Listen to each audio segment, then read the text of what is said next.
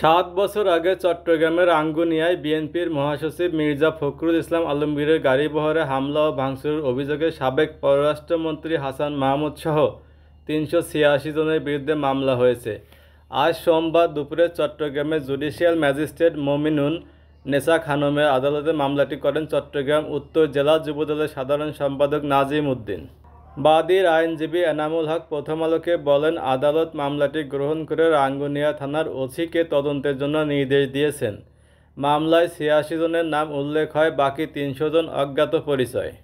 মামলার আসামিদের মধ্যে অন্যতম চট্টগ্রাম সিটি কর্পোরেশনের মেয়র মোহাম্মদ রেজাউল করিম চৌধুরী, রাঙ্গুনিয়া পৌরসভা mayor Shahjahan Sikder, Rangunia Rajanagar UP chairman Shamsul Alam Talukdar, Rangunia upazila যুবলীগের সাধারণ সম্পাদক মোহাম্মদ ইউনুস, চট্টগ্রাম উত্তর জেলা ছাত্রলীগের সাবেক সাধারণ সম্পাদক আবু তৈয়ব ও সাবেক মন্ত্রী হাসান মাহমুদের ভাই খালেদ মাহমুদ।